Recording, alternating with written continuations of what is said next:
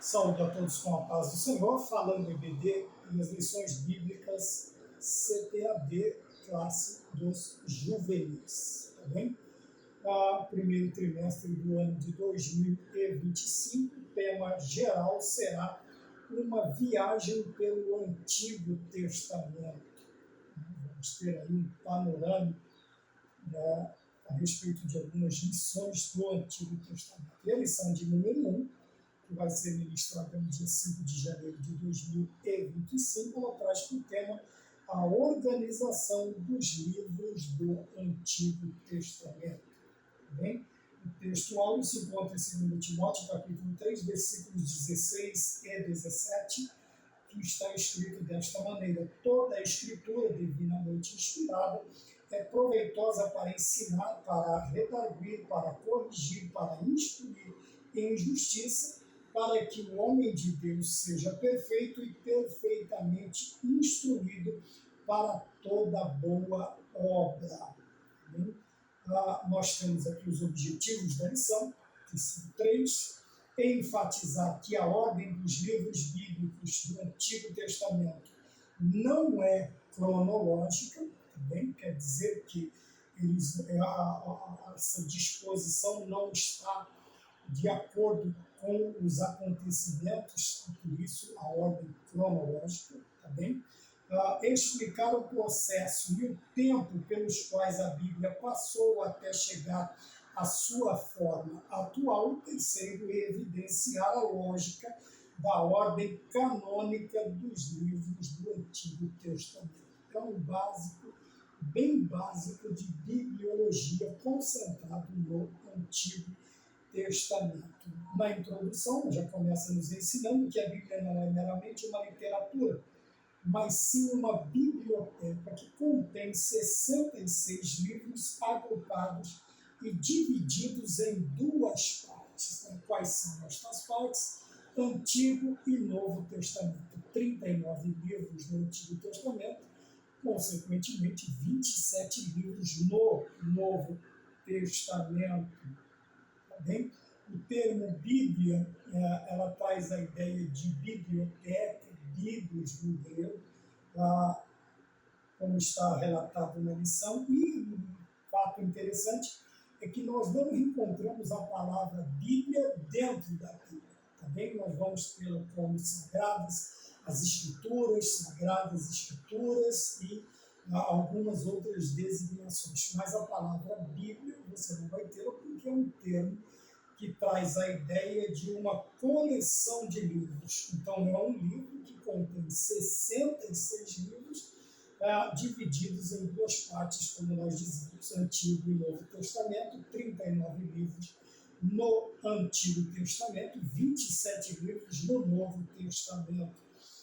Falando também da inspiração de Deus, a fim de revelar a sua vontade à humanidade. Os 66 livros, nós dissemos, como lemos também aqui na segunda carta a Timóteo, que toda a Escritura é divinamente inspirada, quer dizer que o Senhor inspirou um número de homens por um determinado tempo para escrever estes livros, para nos transmitir a sua vontade através destes homens.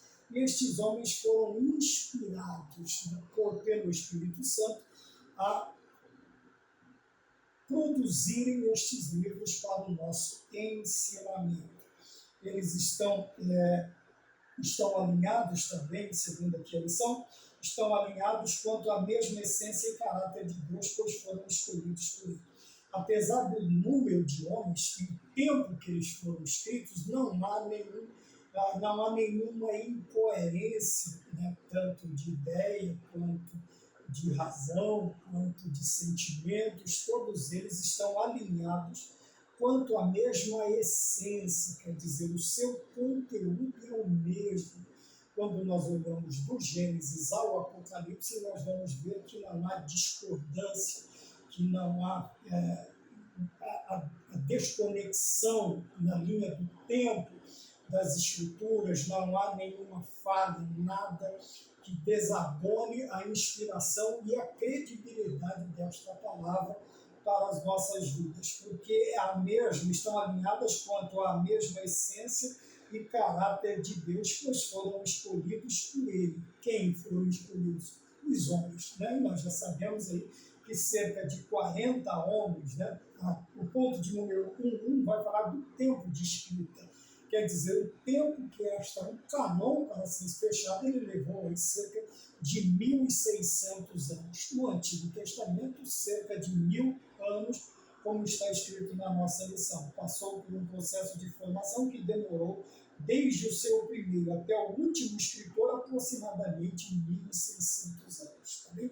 Desde o primeiro escritor, né, que nós vamos lá narrando Gênesis, Moisés, até o último escritor, nós vamos ver aí cerca de 1.600 anos. No Antigo Testamento, 1.000 anos, e todos os homens, cerca de 40 homens, Deus utilizou, inspirou para que nos escrevessem, para que produzissem, para que nos transmitissem a palavra de Deus de forma canônica. Por que de forma canônica? Porque todo este processo foi acompanhado por Deus e pelos homens também. Tá bom? Nós vamos ver no decorrer da lição esta lição extraordinária que nos prova e comprova a veracidade, a beleza, a maravilhosa inspiração das Escrituras, tanto para o tempo de escrita quanto para nós na contemporaneidade, nos nossos dias atuais. Nós vamos ver toda esta beleza, toda esta maravilha doutrinária para a salvação, para o bem, para a correção, para a instrução, para que nós fôssemos conduzidos à presença de Deus, consequentemente conduzidos à salvação em Cristo Jesus e também ao tempo da graça, hoje sendo morada do Espírito Santo. Tá bom? E nós vemos também aqui, para encerrar o ponto de número 1, e além disso, nos dias de hoje, a Bíblia ainda é o livro mais comprado do mundo. Só podemos atribuir tudo isto a Deus, tá? Do que se refere, porque nós nos gloriamos e glorificamos a Deus por ser a Bíblia, nos dias de hoje, ainda um best-seller, é o livro mais vendido do mundo. Por quê? Em todo este processo de formação, ela passou também pelo processo de perseguição, a tentativa de destruição da mesma pelos ímpios, pelos homens orquestrados por Satanás. Logicamente, ninguém mais se beneficiaria os seus planos malignos com a destruição da Bíblia do que Satanás. E usando homens, filhos das trevas, a Bíblia denomina de ímpios, de homens malignos, de filhos de servos de Belial, uma série de atribuições são dadas a estes homens. Então, hoje nós glorificamos a Deus, por quê? Porque dentro de todo o processo, maravilhoso processo de formação, houve também o processo de proteção da parte de Deus. Por quê? Por causa dos constantes ataques e perseguições em todas as eras, em todos os tempos. Tá bem?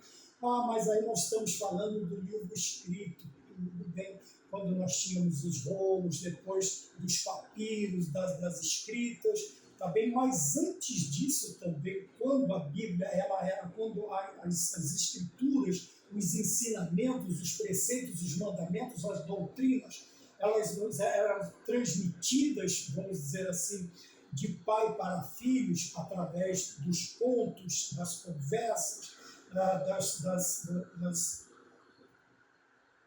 das reuniões familiares, ela também sofreu. Nós vamos ver antes disso também homens se levantando contra a palavra de Deus. Tá? Você pode dizer, mas ainda um tempo não era escrita, mas nem por isso ela deixou de sofrer perseguições. Alguns vemos até o diabo no princípio tentando mudar a palavra, dar um jeitinho na palavra, como nós vemos hoje, né?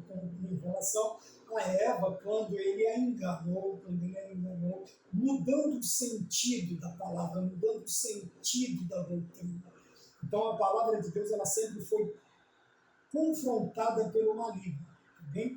E em períodos ele usou homens, governos mundiais, poderosos para tentar desfazer, destruir as Sagradas Escrituras. Por isso, nós louvamos a Deus porque hoje é o best-seller, quer dizer, é o livro mais vendido, é a literatura mais consumida, são as Sagradas Escrituras, e nós vemos na modernidade aí o quanto ela é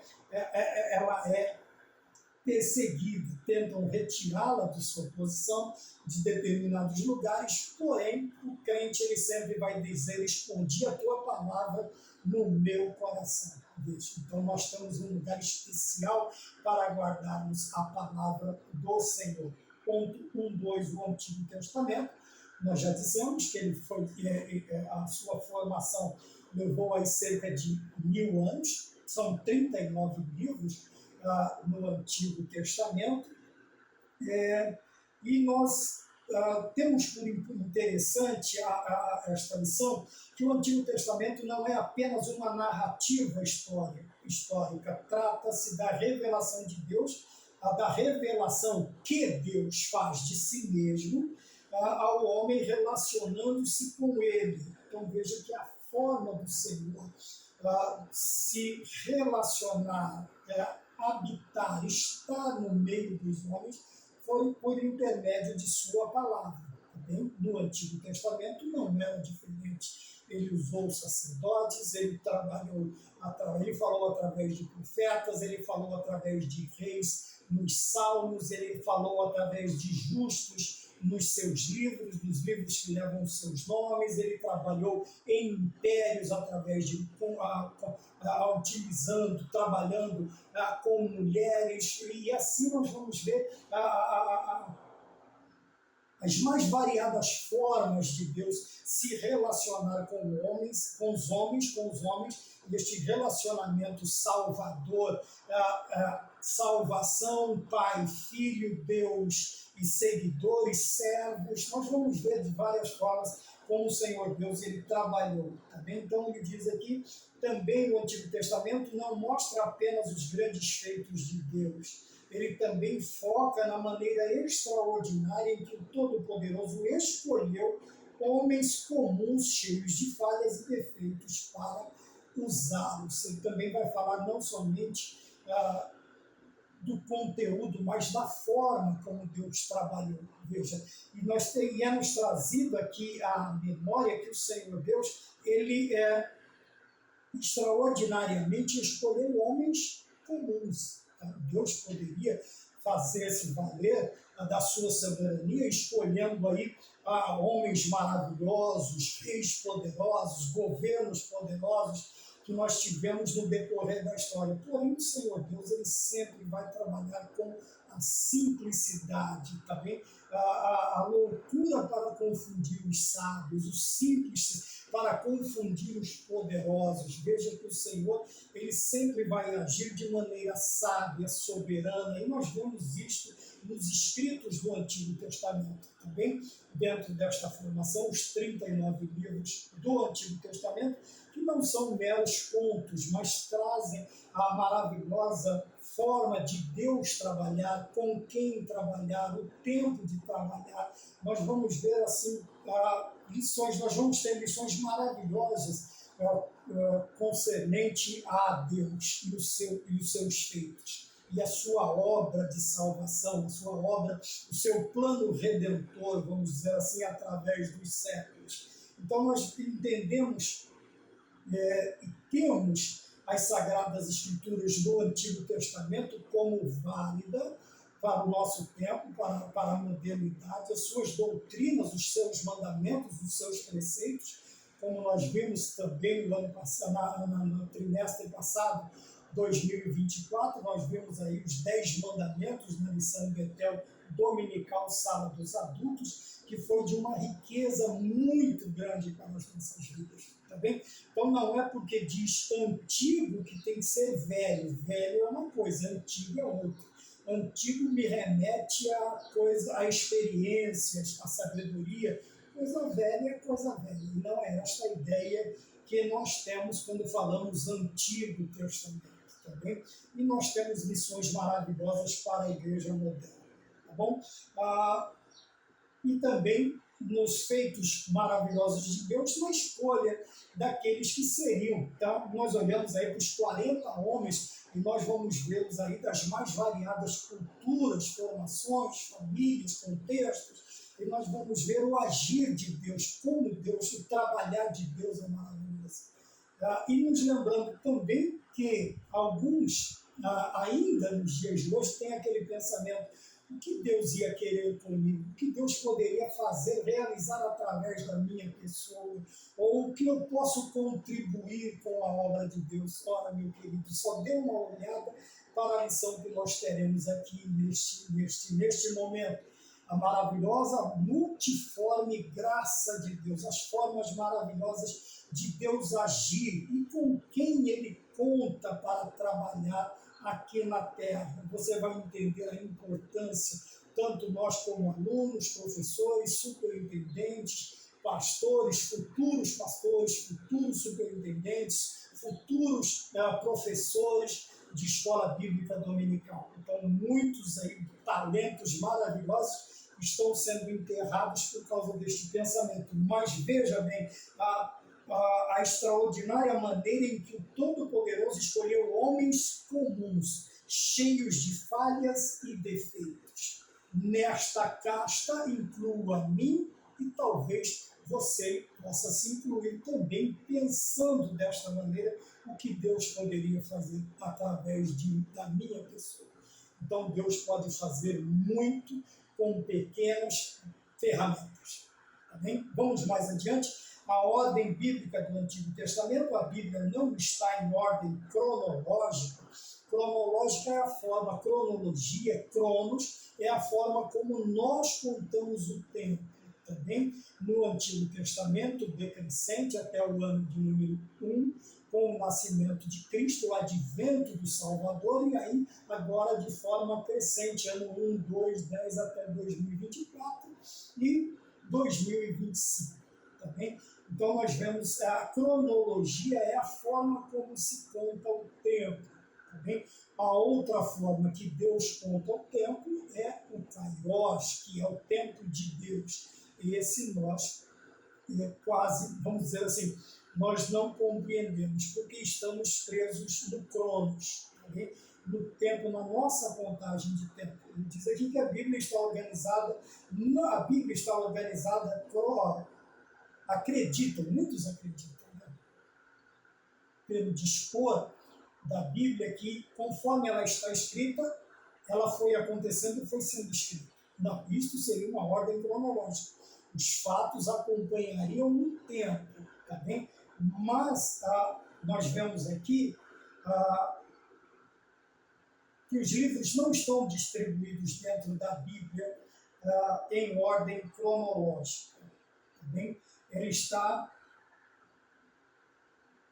posto de outra maneira. Por que de outra maneira? Que é chamada de ordem canônica. O que seria a ordem canônica dos livros do Antigo Testamento? É a seguinte: primeiro ele coloca, seria uma ordem canônica, de canonização, de canon, de vara de medir. Tá bem? Ele coloca aqui a seguinte: os 5 primeiros livros são classificados, quer dizer, é o Pentateuco. Tá bem? Então, este primeiro bloco de Gênesis a Deuteronômio é classificado como Pentateuco, quer dizer, os 5 primeiros livros. Depois nós temos o segundo bloco, que são os livros históricos, quer dizer, que relatam, que contam uma história, ou que contam a história do povo de Israel e de outros povos também. Então, tem aí de Josué a Esther. O terceiro bloco são os livros poéticos, de Jó a Cantares de Salomão. Entendeu? Nós vemos Jó inserido na questão da poesia. A forma como foi relatada a história de Jó entra dentro de uma formação poética, um conto poético, uma história contada poeticamente. Apesar de que seja um poema um tanto quanto triste nos seus primeiros capítulos, e tem um final felicíssimo, né, como nós notamos na história de Jó. Então vai de Jó a Cantares de Salomão, e o quinto bloco e o último são os livros proféticos. Tá bem? Esses livros proféticos também são divididos em dois. São os profetas maiores, né, que vai de Isaías a Daniel, e também, sendo que Jeremias e Lamentações eles estão separados, Jeremias e as Lamentações de Jeremias, e depois os 12 profetas menores que nós estamos estudando no Conectar Mais Jovens. São os 12 profetas menores que nós temos aqui. Então, os maiores vai de Isaías a Daniel e os menores de Oséias a Malaquias. Tá bom? Então, esta é a ordem canônica, podemos assim dizer.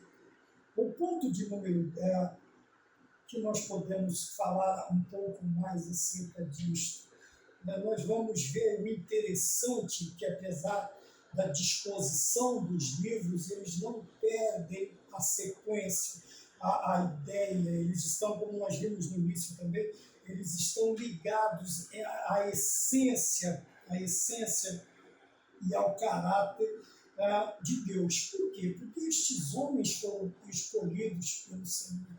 E quando nós olhamos no Gênesis, no Bereshit, na Gênese de todas as coisas, no começo de todas as coisas, nós vamos ver todo um ensinamento. E quando comparamos ao Apocalipse, que é o fim de todas, vamos dizer, o fim de todas as coisas que foram criadas, nós vamos ver que a sua ligação, a sua essência, o caráter de Deus está ali. Por quê? Tanto o primeiro escritor quanto o último escritor, vamos colocar no tempo canônico, nós vamos colocar então Apocalipse, João, na ilha de Patmos. Nós vamos ver que tanto a essência, o núcleo, o cerne da mensagem, quanto o caráter da mensagem não se desliga, não se desconecta. Por quê? Porque esses homens foram escolhidos por Deus e inspirados pelo Espírito Santo. Quer dizer que não tem como, independente da forma em que eles fossem colocados na Bíblia, eles não perderiam a sua, se invertessem as ordens, não perderia a essência, não perderia o caráter, a continuidade da história. Também. Por quê? Porque tanto o Antigo quanto o Novo Testamento, quanto os 66 livros, foram homens inspirados pelo mesmo Espírito Santo. Obviamente, como sábio, né, conhecedor de todas as coisas, todo-poderoso, também o Espírito Santo, Deus, Espírito Santo, a pessoa da Trindade, uma das três pessoas da Trindade Santa, também é Deus, é onisciente, é onipresente, é onipotente, e não teria como ele perder a essência, a natureza da mensagem, não teria como se perder esta natureza, esta essência, e nem o caráter daquele que é apresentado a nós através das Escrituras, que é Deus, triuno. Então nós vamos entendendo e compreendendo esta ordem da colocação aqui. Bem, não está escrita em ordem cronológica, porém está escrita em ordem canônica destes livros. 3, a visão.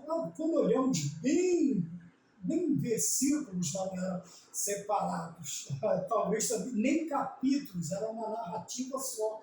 Cada livro, cada carta, cada livro do Antigo Testamento, do Novo Testamento, e depois foram se adaptando para uma melhor compreensão, para uma sistematização, para dizer que nós vamos ver, ficou bem mais fácil de entender os acontecimentos, porém não na ordem cronológica, mas canônica. E depois, com o tempo, foi se aperfeiçoando, e nós temos também hoje as versões bíblicas, né, que vão nos trazendo versões mais contextualizadas para o nosso tempo, que não perde também a sua essência, a sua natureza e o caráter de Deus. Tá? Não podemos afirmar isto em todas as versões, as novas versões, mas podemos asseverar que uma grande parte destas versões trazem a essência, continuam na essência doutrinária, na essência teológica, continuam trazendo o ensinamento da palavra de Deus. Também não perdem o contexto. Terceiro e último, a visão panorâmica, né? Uma visão panorâmica. O que seria uma visão panorâmica? Você pode conhecer um lugar pelas suas ruas, pelas suas vielas, pelos seus atalhos. Isto você tem ali de baixo, vamos lá, andando pela cidade, andando pelo lugar. Então você tem ali, você pode ver os números das casas, você pode ver os nomes das ruas, você pode ver os detalhes das construções. Então esta é uma visão mais apurada. O que seria uma visão panorâmica? Veja que uma visão total, detalhada do Antigo Testamento, nós teríamos que ter várias revistas, vários trimestres para falarmos detalhadamente só do Antigo Testamento. Aqui ele fala de visão panorâmica, quer dizer, o que é uma visão panorâmica? Você vai ver aquelas pessoas que sobrevoam, obviamente, sei lá, em qualquer aeronave, num dirigível, num balão, em um avião de pequeno porte, ele tem uma visão panorâmica, ele vê toda a cidade, talvez, dependendo da altitude, ele veja também as ruas, mas detalhes menores ele não vai conseguir ver. Não é esta a intenção da visão panorâmica. Então, quando nós falamos de visão panorâmica, você vai sobrevoar, vamos dizer assim, é um voo sobre o lugar e você tem aí uma ideia geral, né? Uma ideia completa, vamos dizer assim, uma abrangência de visão geral do objeto que você está observando, sem, contudo, enxergar os detalhes, tá bem? Ou se deter em detalhes mesmo, porque não dá. Tá bem? Então ele diz aqui Pentateuco e livros históricos. O Pentateuco é o conjunto sagrado que conta a história de todas as coisas, inclusive de Israel. Em que sentido? No sentido da origem. Tá? Como eu disse, por isso o primeiro livro ele fala do quê? Do Bereshit, do início, da Gênese, do começo de todas as coisas. Tá bem? Nós vemos aí o começo da natureza, dos grandes mares, nós vemos o começo dos grandes rios, água doce, água salgada, nós vemos a criação também dos corpos celestes, nós vamos ver todo o início de tudo no Gênesis. Então o Pentateuco ele vai falar das origens, tá bom? Depois nós temos o Êxodo, que é a partida, depois nós temos as leis que são dadas para que o povo seja conduzido. Nós falamos sobre isso também na revista Betel Dominical. Nós temos aí todos os princípios, inclusive de Israel, no capítulo 12, quando Abraão é chamado por Deus para constituir a nação santa. Tá bom? Então nós temos aqui a nação escolhida até chegar às portas da terra prometida, Canaã. Tá bem? Ali, quando nós chegamos, nós vemos agora Moisés sendo recolhido. Né? Moisés agora e Josué assumindo. Agora nós começamos uma nova etapa, tá bem? Que é os livros, que são os livros históricos, tá bom? Estes livros, por sua vez, quer dizer, eles contam a história da formação de Israel como nação a partir da conquista da terra prometida. Narram transição, dois pontos importantes aqui, tá bem? Então, os livros históricos, eles nos trazem a formação agora como nação. Né? Agora eles vão habitar num pedaço de terra, eles vão estar na terra prometida. E ali eles vão colocar as suas cidades nos respectivos lugares no entorno do templo. Então, o templo é o lugar central, agora onde as tribos de Israel estarão dispostas. E nós vemos também a sua formação, não somente geográfica, a sua disposição geográfica, mas também agora governamental, que infelizmente foi pedido a partir de uma compreensão errada. As nações tinham um rei, um monarca, agora Israel também quer.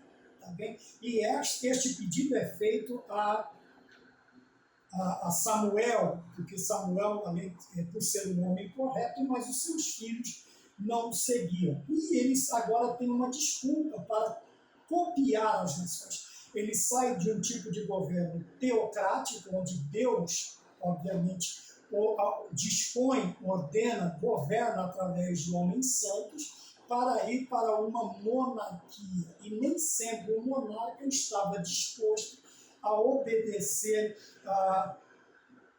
às ordens de Deus. Nós vemos isso nos livros dos reis, né? Nós vemos isso nos livros de Samuel, das crônicas dos reis, tanto de Israel quanto de Judá, depois da divisão, né? Da divisão em 2 reinos. Então nós vemos que tudo isto vai acontecendo. Nós estamos falando da parte histórica, não estamos ainda falando da parte espiritual. Mas entendamos que o processo que nos é narrado a partir da, como diz a lição, a partir da organização dos livros do Antigo Testamento. Então os livros históricos, eles vão trazer a história de Israel e de outras nações também, como Deus trabalha com Israel e com as outras nações, às vezes para corrigir, para trazer Israel novamente à sua presença. Nós vamos ver inúmeras lições quando Deus passa a trabalhar. Nós vemos aqui os livros históricos que narram a história da formação de Israel, a partir da conquista, obviamente, em Josué nós vamos ver o grande avanço dos exércitos de Israel e a conquista da terra prometida, sua organização política também, sendo e saindo da parte teocrática para um governo monárquico, nós podemos dizer monárquico. Tá bem?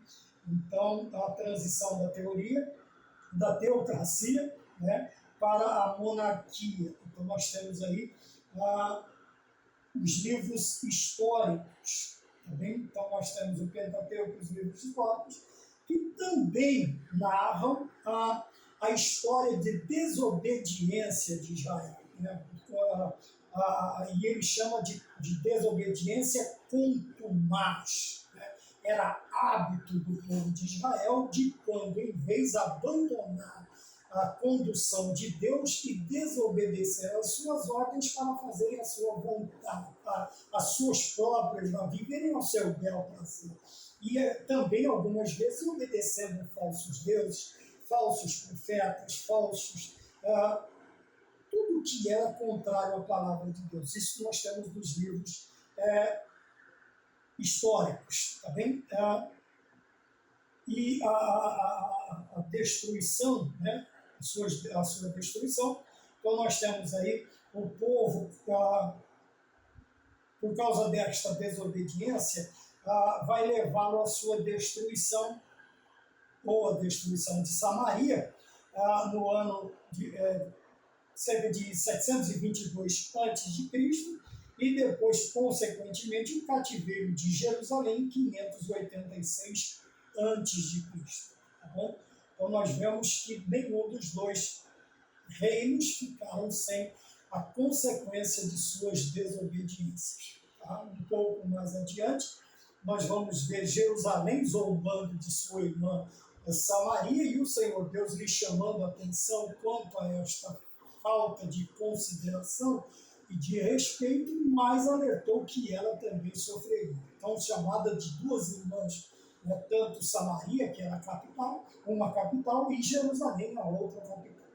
Bom, vamos mais adiante, nós vamos explicando um pouco mais. 2 livros poéticos e livros proféticos. Os livros poéticos são escritos de sabedoria, né? como nós vemos nos livros de provérbios, cantares, nós vemos nos salmos. Tá bem? Então, é uma sabedoria transmitida em linguagem poética, e a linguagem poética é a mais predominante. Então, nós vamos ver uma narrativa diferente, muitas vezes uma narrativa mais apaixonada, uma narrativa mais concisa, mais sentimental, como é próprio da linguagem poética, transmitir uma mensagem, uma ideia, de uma forma mais, com uma linguagem, com uma expressão mais calorosa, né? Diferente das profecias. Vamos dizer assim, podemos até comparar. Isaías, ele mergulha a sua pena no fogo, Jeremias nas lágrimas. Né? Tanto é que Jeremias escreve uma lamentação. Então nós vemos esta linguagem poética, em forma de poemas. É uma transmissão de ideias um pouco mais sentimental, chamando. Tanto é que na Lamentação, Jeremias usa um termo muito interessante. Ele diz: porventura não vos comove isto, a vós que passais por... Veja, é uma transmissão, é uma explanação que procura comover, tá? Mas não é meramente uma comoção dos sentimentos, mas uma comoção que faz o outro agir em prol, uma empatia, produz uma empatia do ouvinte para com aquilo que ele está ouvindo. Seria mais ou menos isso. Então nós vemos esta linguagem nos livros poéticos. Já no profético é registrado a maneira como nós continuamos aqui no poético. Veja a explicação da lição, registrando a maneira como cantava, expressava a sua crença em Deus por meio dos salmos, hinos, cânticos e orações. Aqui ele está falando mais propriamente do livro dos salmos, também é outra forma cantada. É por isso que é chamado de livro dos salmos. O salmo de número 1, o salmo de número 2. Pelo menos esta é a forma que eu aprendi a ler e a citar o livro dos salmos, né? O cântico, o livro dos cânticos. Salmodiar é cantar.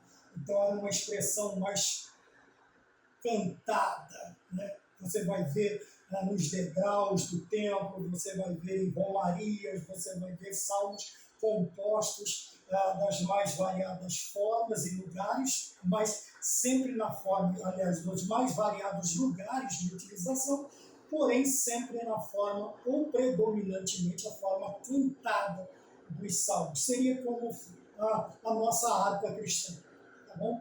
Apesar de termos praticamente esboço de sermões dentro da harpa cristã, nós cantamos, mas são verdadeiras aulas expositivas de doutrina, de louvor, de adoração, e assim estou falando agora da harpa cristã. Tá bem? Os livros proféticos retratam não só a perspectiva histórica de um período no qual o reino de Israel está dividido, nós temos o reino do norte e o reino do sul, mas também atividades proféticas dos chamados profetas literários, tá bem? Constituído em suma anúncios de juízo, veja a diferença do cântico e do poético. Aqui você tem anúncios de juízo, apesar de alguns profetizarem chorando, como eu citei Jeremias, o profeta das lágrimas, mas a mensagem primordial era esta, tá bem? Juízos de Deus por causa dos pecados, não só de Israel e Judá, mas como também de algumas nações vizinhas, tá bom? Também se encontra mais presente o anúncio de uma esperança, como eu disse na lição aqui dos profetas menores. Se você quiser, você pode acompanhar, que dentro dos juízos proferidos pelos profetas, sempre havia uma palavra de ânimo para os piedosos, para aqueles que amavam, para aqueles que continuavam fiéis, íntegros a Deus, tá bem? Tendo seu caráter íntegro na presença de Deus, mantendo-se incólumes, incorruptíveis, tá bom? Não sendo manchados pelo pecado. Então, porque a mensagem de juízo, ela sempre trazia um peso muito grande. Veja, e aqueles que não estavam dentro deste contexto, eles, ao ver o pecado graçando, o que eles faziam? Eles se entristeciam, eles desanimavam. Porém, dentro dessas mensagens, nós vemos aqui também o escritor escrevendo a nós, nos ensinando que havia uma mensagem de esperança de restauração, para um remanescente fiel, para aqueles que perseveravam em servir a Deus. Tá bem? Por que esta esperança era necessária? Para que não desanimasse demais. Veja, quando nós olhamos no Novo Testamento, diz assim, se aqueles dias não fossem abreviados, nenhuma carne se salvaria. Tá? Sem tirar do contexto, quer dizer que se o povo, aqueles piedosos, aqueles que estavam na presença de Deus, os fiéis, eles têm que ouvir uma palavra de esperança, como nós vemos hoje. Tá Bem, apesar de que por aumentar a iniquidade o amor de muitos esfriará, veja, o amor de Deus, todas as coisas concorrem para o bem daqueles que amam a Deus. Veja, é uma mensagem de esperança dentro de uma mensagem de juízo. Então o Senhor Deus, ele sempre colocou dentro das mensagens para os profetas de juízo, aquelas mensagens mais que, obviamente, quando nós ouvimos juízos, mesmo não estando na condição de padecer aqueles juízos, eles nos entristecem, desanimam. Quando olhamos determinadas situações, nós ficamos desanimados, tristes, sabe? E até às vezes perdemos vontade de realizar. Porém, quando essas mensagens são permeadas também de promessas, palavras de esperança, tá bom? Profecias de esperança, isso nos acalenta, nos alegra e faz com que nós nos mantenhamos dentro daquela alegria, daquela esperança de salvação, de que o Senhor vai mudar as coisas. Se não aqui, nós seremos mudados para um lugar melhor, especial, onde o que nos entristece aqui, principalmente o nosso espírito, ou espiritualmente falando, lá não vai existir. Então veja que essas mensagens, apesar de nós vermos mensagens não somente a Jerusalém, e também a Israel, a Judá e a Israel, nós vemos também, e também as outras nações, porque não houve juízo, não existiram juízos somente para Israel, e também na divisão dos dois reinos, mas para todas as nações, tanto é que algumas nem existem mais por causa dos juízos de Deus. Há também um momento de esperança. Oséias diz que, no capítulo 2, versículo 15, que o Senhor, ele diz que vai abrir uma porta de esperança no vale de Acor.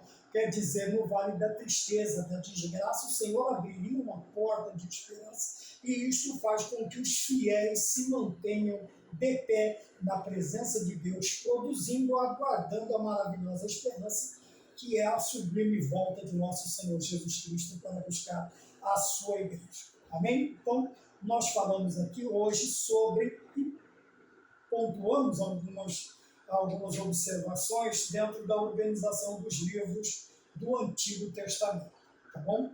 Então, que Deus nos abençoe.